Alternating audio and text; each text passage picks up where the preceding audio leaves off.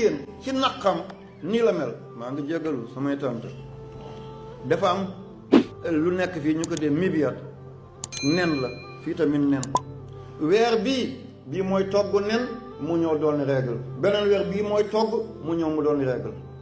am na benn type moo ko tiim am ay baaraan comme delta bu bii toggee mu muucu ko mu jóg ba yegg fii mi ngi def 24 heures 24 heures ñaata la 6 la 4 ak 2 6 la booy delloo ci algèbre 24 heures 4 ak 6 4 ak 2 muy 6 kon pour mu jóge fii bu nen bi ñore lii wàcc daal di muucu nen bi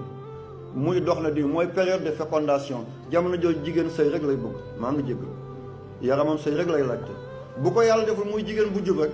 dafay njaalo yàlla na leen ci yàlla sàmm yaa rabbi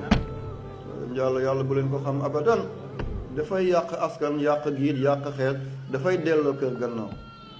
kii dafay muucu nen bi ovule yi mu def 24 heures soog a yegg fii bu yeggsee fii mu defaat 24 heures bu ko góor laalul mu toj dooni règle beneen weer bii def ko